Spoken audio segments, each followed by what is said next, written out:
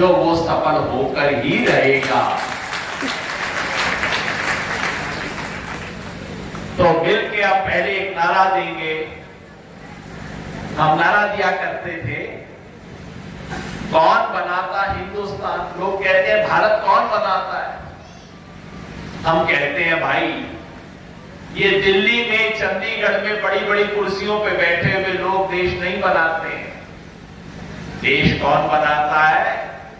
जो कमेरा वर्ग, जो अपने हाथ से मेहनत करके एक मुट्ठी जीरी से एक बोरी जीरी निकालता है, वो मेहनत करके बनाता है, वो बनाता है हिंदुस्तान। और जो सर्दी के दिनों में जब दिखाई नहीं देती तब ठंडे पानी लगाता है खेतों के अंदर, जो मजदूरी चुकता करता है, सड़क के ऊपर मजदूरी करता है, मनरेगा की मजदूरी करते हैं, ये लोग हिंदुस्तान बनाते हैं। बड़ी बड़ी कुर्सियों पे बैठे लोग हिंदुस्तान नहीं बनाते। तो इसका नारा हम देंगे। मैं कहूंगा, कौन बनाता हिंदुस्तान? और उसका जवाब क्या है? भारत का मजदूर किसान। ये मजदूर किसान सम्मेलन है। तो कौन बनाता हिंदुस्तान? जब के पीछे तक पता लगे कि भारत का मजदूर किसान बनाता है इस देश को। कौन बनाता हिंदुस्तान? भारत का मजदूर किसान। कौन बनाता हिंदुस्तान? भारत का मजदूर किसान। साथियों, आज का सम्मेलन इस प्रदेश में और इस देश में एक ऐतिहासिक संघर्ष और आंदोलन के बाद हो रहा है। 13 महीने तक इस देश के किसानों ने, और मुख्य तौर पे हरियाणा, पंजाब, राजस्थान, उत्तर प्रदेश के किसानों ने वो करके दिखाया जो इस देश में किसी ने आज तक नहीं करके दिखाया था। संसद ने कानून पास कर दिया था और लोग क्या कहते थे? अब बताओ जी, संसद ने पास कर दिया, कोई संसद पलटा करे अपनी बात को? और कहते थे ये तो जी मोदी है, मोदी ना माने, मोदी ना पलटे अपनी बात को। उन्होंने, मैंने कहा, जब आते थे हम, घूमते थे, मैंने कहा जी मोदी ने बाकियों से टकरा किया होगा, अभी किसान से टकरा करके नहीं देखा मोदी। जब किसान अपनी पे आ जाता है तो बड़ों बड़ों को घुटनों पे बैठा के दिखा देता है। और वही हुआ। 13 महीने तक इन्होंने क्या क्या नहीं किया किसान के खिलाफ। लाठी चलाई, आंसू गैस चलाई, सड़क तुड़वाई। सरकार बनाती है सड़कों को, इन्होंने अपनी सड़क को तुड़वाया कि किसान आगे ना जा पाए। सड़क में कीलें लगवाई। और जब उसके बाद भी बैठ गए, फिर अगले दिन से झूठ चलाना शुरू किया कि आतंकवादी है, खालिस्तानी है, अरे कहां से पैसा लाते हैं, रोज कोई ना कोई झूठ। रोज टीवी के ऊपर ऐसे नए आदमी को बैठा देते थे कि ये किसान नेता है, ये तो कह रहा है किसान आंदोलन गलत है। मैं कहता था भाई, जिसका पड़ोसी उसको नहीं जानता तो उसको क्यों किसान नेता बना रहे हो? पहले पड़ोसी को तो पता लग जाए आदमी कौन है, उसके बाद उसको किसान नेता बना देना। 13 महीने तक चलता रहा, बोले नहीं पलटेंगे। और आपको याद होगा, मेरे भाई, मैं कहा करता था, मोदी जी सोच लो, जल्दी मान जाओगे तो सस्ते में सौदा हो जाएगा, ज्यादा देर करोगे तो महंगा सौदा होगा, करना तो पड़ेगा। और वही हुआ। इस देश का किसान अपने संघर्ष को जीता, अकेले नहीं जीता। देश भर के मजदूर हमारे साथ खड़े हुए। किसान और मजदूर की एकता दिखाई दी इस देश को पहली बार, उसी के दम पे जीते। और जब जीते, मोदी को अपने मुंह से कहना पड़ा कि हम संसद में जो कानून बनाया था, जिस पे राष्ट्रपति ने भी अपना हस्ताक्षर किया था, मोदी को कहना पड़ा इस कानून को हम वापस देंगे।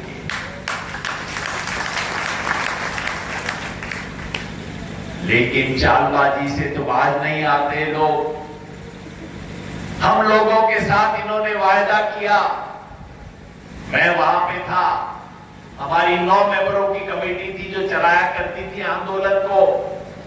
सरकार की चिट्ठी आई हमारे पास, सरकार ने लिख के बोला कि हम आपको ये वायदे करते हैं। ये 3 कानून तो वापस हो गए, सरकार ने पहले कहा, अब मोदी जी ने कानून वापस ले लिया, अब आप उठ जाओ।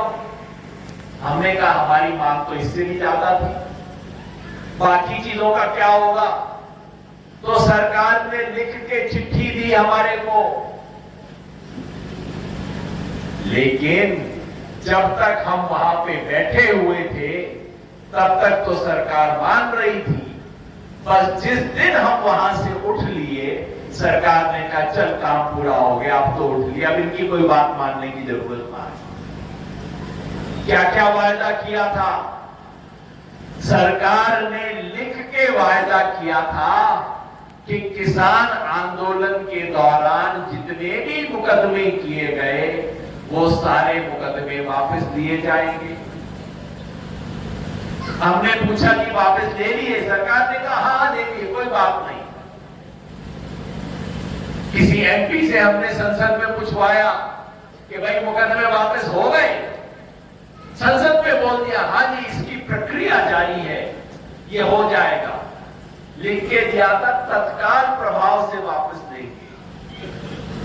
आज महत्वपूर्ण दिन इसलिए है कि आज ठीक 2 साल हो गए, ये दिसंबर के इन्हीं दिनों की बात है, 2 साल हो लिए। और अभी क्या हुआ? पिछले हफ्ते की बात आपको बता रहा हूं। पिछले हफ्ते हमारे किसान नेता, हमारे भाई युद्धवीर सिंह, भारतीय किसान यूनियन टिकैती की जो किसान यूनियन है उसके महासचिव, राष्ट्रीय महासचिव, उनको बाहर से दुनिया के किसानों ने बुलाया था कि ये आप आके हमें समझाओ कि आप भारत के किसानों ने कितना शानदार संघर्ष किया, हम भी आपसे कुछ सीख लेते हैं। दूर अमेरिका के पास कोलंबिया एक देश है, उसके अंदर बुलाया था उनको। हमारे भाई युद्धवीर जाने लगे, दिल्ली के पालम एयरपोर्ट पे पुलिस ने रोक लिया, पकड़ लिया। पिछले हफ्ते की बात बता रहा हूं आपको, पकड़ लिया उनको पुलिस ने। उन्होंने कहा भाई क्या बात है, टिकट मेरे पास है, न्योता मेरे पास है, मैं जा रहा हूं, मेरे को किस बात में रोक रहे हो? नहीं कि आपके खिलाफ केस है। युद्धवीर सिंह ने कहा भाई मैं कोई चोरी चपाटी ना करूं, मैं कोई गुंडागर्दी ना करूं, मैंने ऐसा कोई काम ना किया। कौन सा केस है? कि नहीं जी किसान आंदोलन का केस आपके ऊपर है। युद्धवीर सिंह ने कहा कि भाई ये तो आपकी सरकार ने लिख के बोल दिया कि हमने केस वापस कर दिए। पुलिस वालों ने बोला जी आपको लिख के दे दिया होगा, हमारे को तो लिख के ना दिया, अब तक इसलिए केस तो है और हम तो आपको पकड़ेंगे। आप देखो इस सरकार का काम, जो आमतौर पे नेता बोल के मुकर जाते हैं, ये सरकार लिख के मुकर जाती है। लिख के दिया कि सारे केस हट जाएंगे। पिछले हफ्ते पता लगा कि केस है, चल रहे हैं और आज भी हमारे साथी को उसमें पकड़ा जा रहा है। और ये एक बात नहीं है, जब युद्धवीर सिंह की बात आई तो कई लोगों ने कहा हाँ मेरे साथ भी ये हुआ, मेरे को भी सम्मन आ रहा है, मेरे को भी पुलिस बुला रही है, मेरे को भी दिल्ली में बुला रहे हैं। आज भी किसान आंदोलन, दुनिया के सबसे शानदार किसान आंदोलन के नेताओं पे आज भी इन्होंने तलवार लटका के रखी हुई है। दूसरा वायदा क्या किया था? दूसरी हमारी मांग थी कि एमएसपी की गारंटी दो, लिखित में गारंटी दो, हमें हाथ जोड़ के नहीं देना। मैं बार बार कहता हूं किसान को दान नहीं चाहिए। किसान किसी के सामने हाथ पसार के दान नहीं मांगेगा, दान नहीं चाहिए, हमें दाम चाहिए, अपनी फसल का पूरा दाम चाहिए। मेहनत करते हैं, बस मेहनत का हमारा जो हक है वो हमें दे दो, हमें तुम्हारे से कुछ मांगना नहीं है। और इसके लिए किसान आंदोलन ने कहा कि आप हमें न्यूनतम समर्थन मूल्य की गारंटी दो।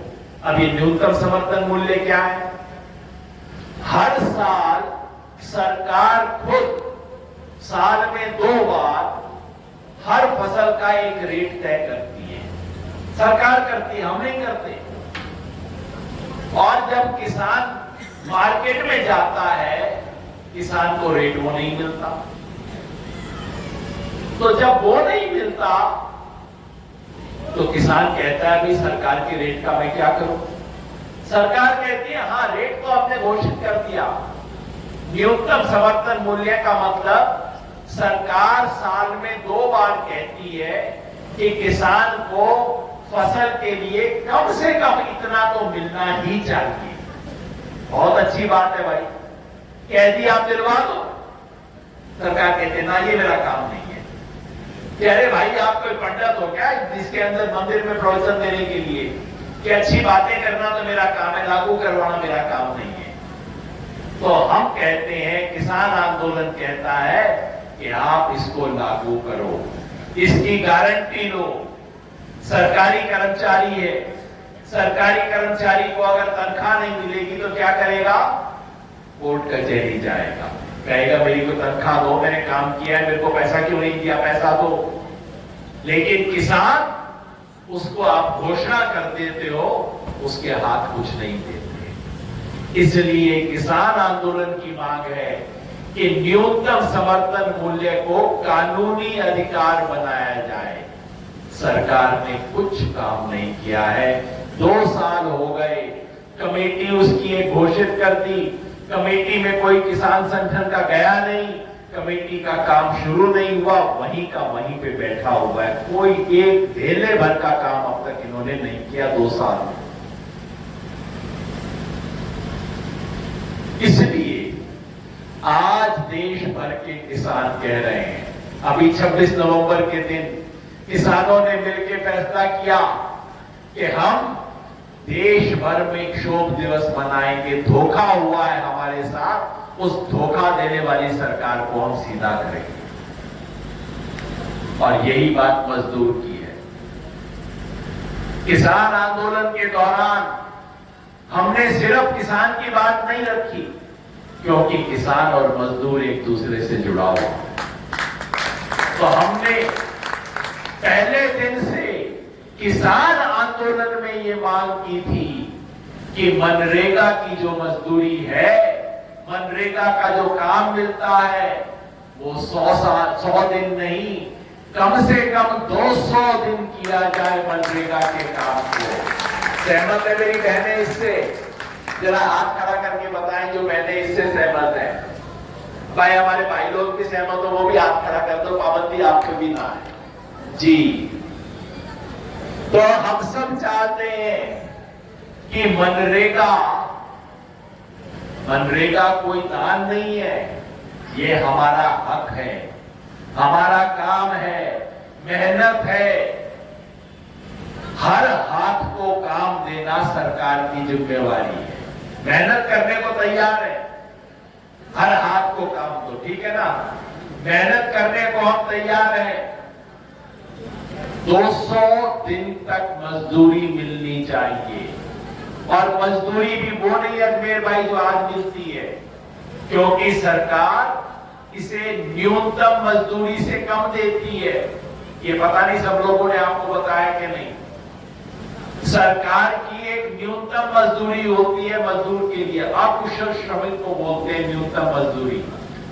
उससे कम मजदूरी अगर कोई फैक्ट्री वाला दे दे तो उसके खिलाफ मुकदमा हो जाता है, लेकिन सरकार उससे कम देती है। आप सोचो, सरकार एक न्यूनतम मजदूरी फिक्स करती है। कोई कंपनी, कोई फैक्ट्री, कोई बिल्डिंग बनाने वाला भी अगर उससे कम मजदूरी देगा तो उसके खिलाफ पर्चा दाखिल हो जाएगा। लेकिन मनरेगा में सरकार खुद उससे कम देती है, सरकार के खिलाफ मुकदमा कौन करेगा भाई? तो हम कहते हैं 200 दिन की मजदूरी दो और उसे जितनी आज देते हो वो नहीं, उससे बढ़ा के जितनी तुमने कहा है, तुम कह रहे हो अपने मुंह से कि न्यूनतम मजदूरी है, उतना तो दो कम से कम। और इसे खेती बाड़ी से जोड़ो, इसको खेती बाड़ी से जोड़ना चाहिए। कैसे जोड़े इसके ऊपर बात हो सकती है, लेकिन जब कोई मजदूर खेत में काम कर रहा है, अपने खेत में भी काम कर रहा है, वो देश की सेवा कर रहा है।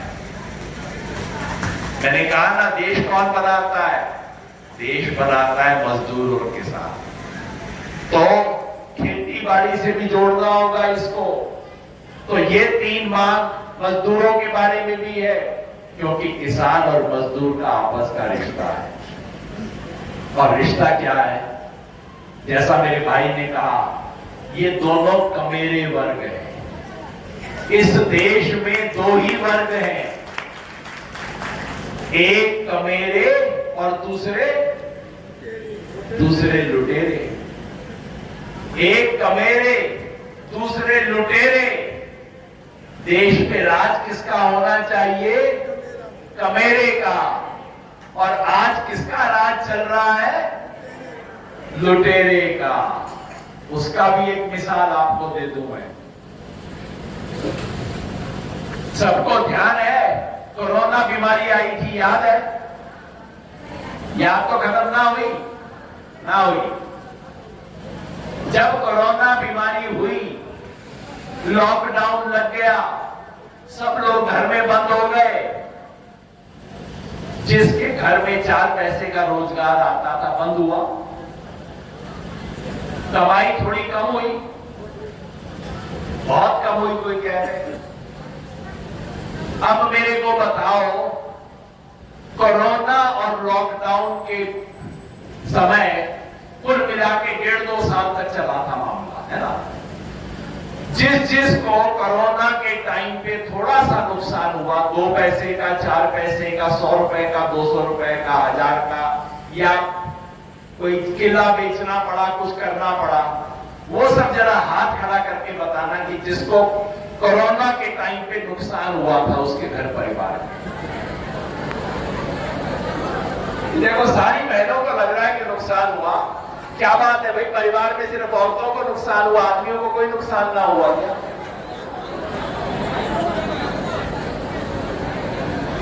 जो आपके साथ हुआ वो पूरे देश में हुआ।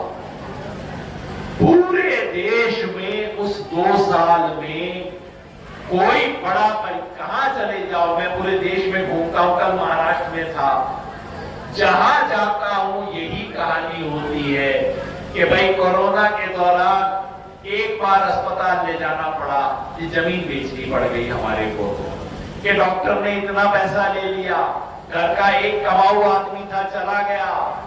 ये सब कहानियां चारों तरफ सुनने को मिलती है।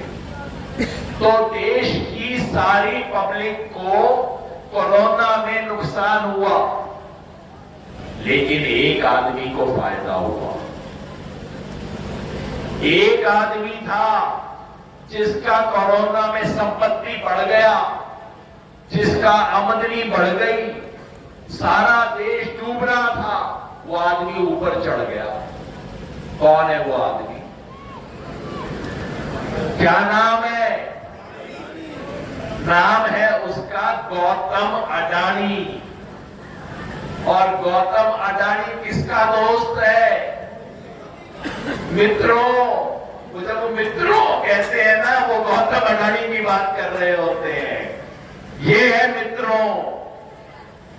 ये गौतम अडानी की संपत्ति कितनी है, मैं चाहता हूं सब लोग इसे देखें, क्योंकि यहां पब्लिक नहीं बैठी हुई है, यहां हर आदमी एक नेता बैठा है, हर कोई असर का आदमी बैठा है, यहां हर बहन ऐसी है जो जाके 10 घरों में बात को बताएगी। इसलिए मैं चाहता हूं हम सब याद रखें, जिस दिन इस देश में लॉकडाउन लगा, कोरोना के बाद देशबंदी हो गई, उस दिन गौतम अडानी की कुल संपत्ति कितनी थी? 66,000 करोड़ रुपया। अब अपना तो शरीर इसमें चकरा जाएगा। यहां तो एक आधा करोड़ की बात होते ही जरा लगता है मामला सच के ऊपर से निकल गया। 66,000 करोड़ रुपया गौतम अडानी की संपत्ति थी। अब ऐसा करो, करोड़ को तो अपनी जेब में रख लो, नहीं तो समझ ही बात ना आएगी। तो समझ लो 66,000 थी। समझ लो उसकी जेब में 66,000 रुपया पड़ा था जिस दिन लॉकडाउन शुरू हुआ। और जब लॉकडाउन खत्म हुआ 2.5 साल बाद, जब सारा देश डाउन हो गया, गौतम अडानी की संपत्ति 12 लाख करोड़ रुपया हो गई। हमारे सबके घर में से पैसा गया, सबकी जेब में से निकला। किसी की जमीन बेची, किसी का जेवर गिरवी गया, कोई परेशान हुआ, किसी ने अपने बैंक में से पैसा निकाला। लेकिन गौतम अडानी की संपत्ति बढ़ी नहीं, 14 गुना बढ़ गई। मेरे घर में 1 रुपया था तो 75 पैसा बच गया, और उसका 1 रुपया का 1.25 नहीं, 1.5 नहीं, 2 रुपया नहीं, 1 रुपया का 14 रुपया हो गया उसका। ये कैसे हुआ? देश इसका जवाब जानना चाहता है, ये कैसे हुआ? क्या गौतम अडानी ने कमाल कर दिया भाई? उतना हम भी सीख लें उससे। अगर उसने मेहनत कर दी, क्या गौतम अडानी ने यहां बैठी हुई बहनों और यहां बैठे हुए किसान जमींदार से ज्यादा मेहनत की होगी? कोई मेहनत नहीं की। इधर का माल उधर, उधर की बात इधर, इधर का कागज उधर, उधर का कागज इधर। मैं चाहता हूं हमारे साथी समझे इस बात को और गांव-गांव जाके पूछें। ये ताश मंडली होती है ना गांव में, उसमें बीजेपी वालों ने अपने 1-2 लोग फिट कर रखे हैं सब में, जो जाके इनका बड़ा गुण गाता है। तो इनका जो ताश मंडली वाला होगा उससे जाके पूछना कि भाई ये क्या चमत्कार कर दिया गौतम अडानी ने, मेरे को भी समझा दो। ये 66,000 करोड़ का 12 लाख करोड़ रुपया कैसे हो गया 2.5 साल में? क्या कमाल कर दिया, क्या जादू कर दिया, क्या उसने काम किया? एक काम किया, अपने दोस्त से बड़ी अच्छी दोस्ती करके रखी बस। और क्या हुआ मैं आपको एक मिसाल बताऊंगा, लंबी कहानी नहीं बताऊंगा। बंबई का एयरपोर्ट था, बंबई का एयरपोर्ट एक कंपनी के पास था, GMR उस कंपनी का नाम था। सरकार बोली लगाती है आजकल एयरपोर्ट पे, बोली लगा के उन्होंने लिया था एयरपोर्ट। अडानी जी घूम रहे थे, उन्हें लगा एयरपोर्ट तो अच्छा है, कहा कि ये तो मेरा होना चाहिए। जैसे पुराने जमाने में राजा महाराजा करते थे ना, कि घूमते हुए अरे तो अच्छी जमीन है, महल अच्छा है, तो मेरा होना चाहिए। हमारे यहाँ भी एक जमाने में कुछ नेता लोग ये काम किया करते थे, याद है मुझे। तो अडानी जी ने कहा कि अरे ये तो बड़ा अच्छा एयरपोर्ट है, मेरे को दे दे। जिस कंपनी का एयरपोर्ट था उसने कहा ना भाई, बड़ी मुश्किल से बोली लगा के जीता है और हमें 15 साल के लिए मिला है, 15 साल का ठेका मिला है, हम यहां काम करेंगे। अडानी ने कहा ना, मेरे को दे दे। उसने कहा क्या यार मजाक बना रखा है, मैं कैसे दे दूं तेरे को एयरपोर्ट? तो अडानी जी ने कहा फिर देख लेना तो क्या होगा तेरे साथ। उसके 1 महीने के अंदर उस कंपनी पे छापा पड़ा। अडानी ने छापा नहीं मारा, अडानी तो कैसे छापा मारे? मोदी जी ने उस कंपनी पे छापा डलवाया। IT का, ED का छापा पड़ा। सारी मोदी जी के इशारे पे सारे सरकारी लोगों ने मिलकर उस कंपनी पे छापा मारा। उस दादाजी ने 1 सप्ताह में हाथ जोड़ दिए अडानी के पास, बोला भाई कितने में लेना, तू बता, मेरा जान छोड़। 1 हफ्ते के अंदर वो एयरपोर्ट इसके हाथ से हटके अडानी की जेब में चला गया। और जिस दिन अडानी की जेब में चला गया उस दिन ED और IT ने सारे छापे बंद कर दिए, सब कुछ ठीक हो गया। ये हुआ ऐसे बढ़ी है अडानी की संपत्ति, ये रातों रात 66,000 से 12 लाख करोड़ ऐसे नहीं हो गए। ये देश को लूट के बन रहे हैं पैसे। तो एक तरफ कमेरा वर्ग है जो काम कर रहा है, सर्दी में पानी लगा रहा है, तपती हुई धूप के अंदर खेत के अंदर खड़ा है, मजदूरी कर रहा है, खोद रहा है, सड़क बना रहा है। उसके पास बच्चे को स्कूल भेजने के पैसे नहीं है, उसके पास हर महीने राशन का इंतजार रहता है कि दुकान खुलेगी राशन की, अच्छा राशन आएगा, जरा घर में 8-10 दिन तो अच्छे निकल जाएंगे। पूरे दिन महीना नहीं चलता, 8-10 दिन चलता है। एक तरफ कमेरा वर्ग है और दूसरी तरफ ये लुटेरे हैं जो लूट लूट के देश को खा रहे हैं। और जो इनके खिलाफ आवाज उठा दे उसका कोई ठिकाना नहीं उसके बाद। मैं आपको कल की बात बता रहा हूं, संसद में एक बहन थी, महुआ मोइत्रा नाम है। बंगाल की जनता ने, लाखों लोगों ने चुन के संसद में एक औरत को भेजा। वो बोलती थी, अपने इलाके के मुद्दे उठाती थी, जो सांसद को काम करने चाहिए वो करती थी। बस उससे एक गलती हो गई, उसने अडानी के बारे में सवाल पूछ लिया। जो मैं सवाल यहां से पूछ रहा हूं, उसने वो सवाल संसद में पूछ लिया। नतीजा क्या निकला? परसों उसको संसद से निकाल दिया, लोकसभा से बाहर कर दिया उसको।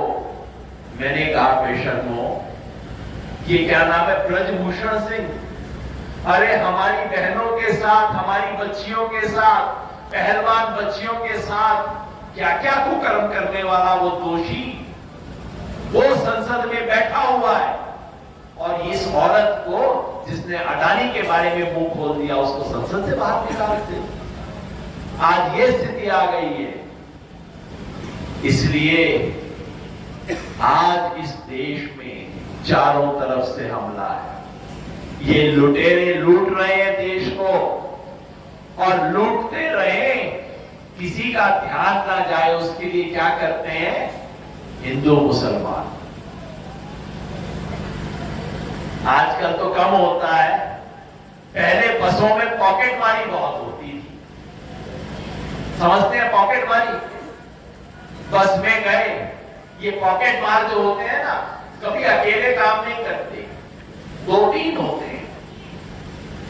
एक पहले जाता है, वो बस में जाके हल्ला करता है, किसी को जाके गोली मार दी, अरे भाई क्या होगी, लड़ाई शुरू हो गई। उतने में दूसरा आता है, जेब में हाथ डालता है, बटुआ निकाल देता है, और बटुआ निकाल के तीसरे को पकड़ा देता है। तीसरा देखता है, अगर वो पकड़ा गया तो तीसरा उतर के बस से निकल जाता है, और नहीं पकड़ा गया तो कुछ हो गया तो वो वहां पे उसकी ठुकाई करने में लग जाता है। यही इस देश में हो रहा है। एक अडानी है, एक मोदी है और एक शाह। एक आके देश में कहता है हिंदू मुसलमान, हिंदू मुसलमान, हिंदू मुसलमान। लड़ दिया तो बेवकूफ जनता है हमारी तो बहुत सारी, हिंदू मुसलमान के खेल में उलझा दिया। और इतने में कोई अडानी आता है, पॉकेट में हाथ मारता है, निकाल के ले जाता है। कभी कोई एयरपोर्ट ले गया, कभी और कोई चीज ले गया, और आप और मैं हिंदू मुसलमान कर रहे हैं, इतने में एयरपोर्ट चला गया। और तीसरा वहां लठ लेके खड़ा है कि अगर किसी ने आवाज उठाई तो उसको सीधा करेंगे। ये खेल इस टाइम देश में हो रहा है। हमारे कुछ जो मेरी उम्र के होंगे उनको याद होगा, एक जमाने में हरियाणा में परिवार नियोजन के बड़े स्लोगन लिखे जाते थे, दीवारों पे लिखते थे। क्या लिखते थे? हम दो हमारे दो। मतलब क्या कि 2 से ज्यादा बच्चे नहीं होने चाहिए, सरकार दीवारों पे लिखा करती थी, हम दो हमारे दो।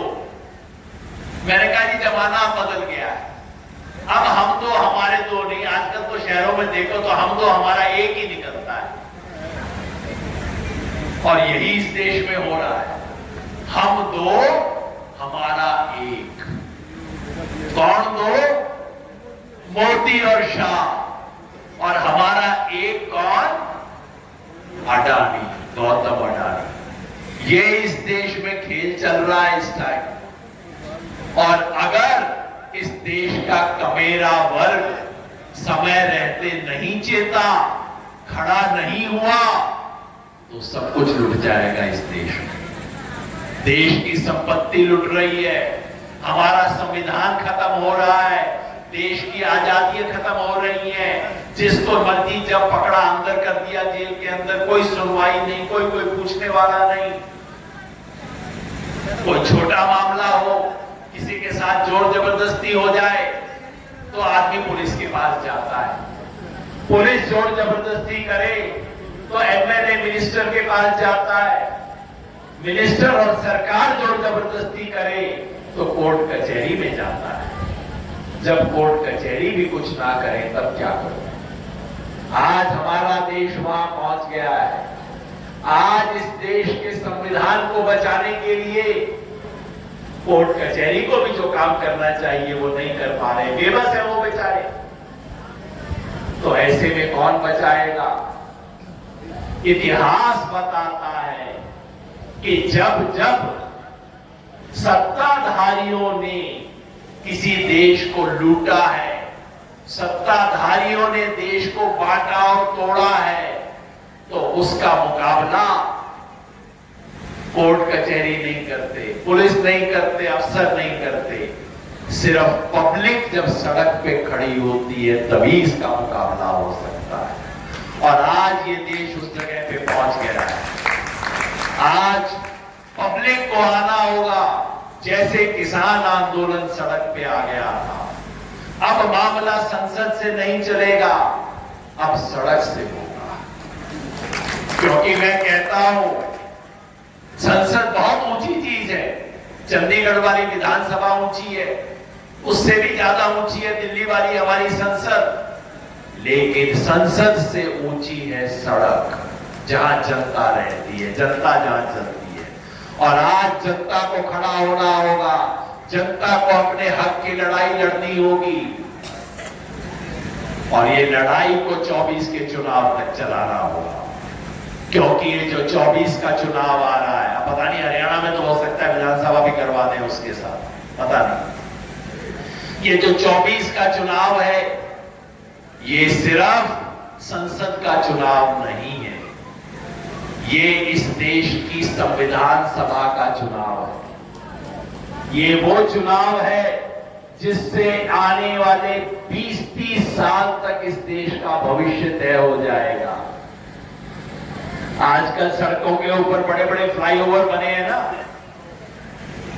गाड़ी लेके आदमी जा रहा होता है, एक बार फ्लाईओवर पे चढ़ गया तो क्या भाई अब तो यू टर्न ना है, अब तो आपको 10 किलोमीटर जाना ही पड़ेगा, उसके बाद ही गाड़ी मुड़ेगी, उससे पहले ना हो सके। ये 2024 ऐसा ही फ्लाईओवर है। एक बार गलत फ्लाईओवर पे चढ़ गई गाड़ी तो 20 साल तक यू टर्न ना मिलेगा इसमें। इसलिए अब हमें सचेत होकर ये काम करना है। ये लुटेरों की सरकार को कान पकड़ के उतारना है और कमेरों की बात को ऊपर उठाना है। लोग पूछते हैं, आप सुन रहे होंगे टीवी पे 5-7 दिन से बड़ा ज्यादा सत्संग और प्रचार चल रहा है, भजन कीर्तन चलता है, या तो टीवी पे खबर तो चलती नहीं है, तो भजन कीर्तन चल रहा है, मोदी मोदी मोदी करेगा, भाई मोदी जी का जादू, मोदी जी ये करेंगे। मेरे से पूछा किसी ने टीवी पे कि मोदी के सामने कौन है, आप बताइए।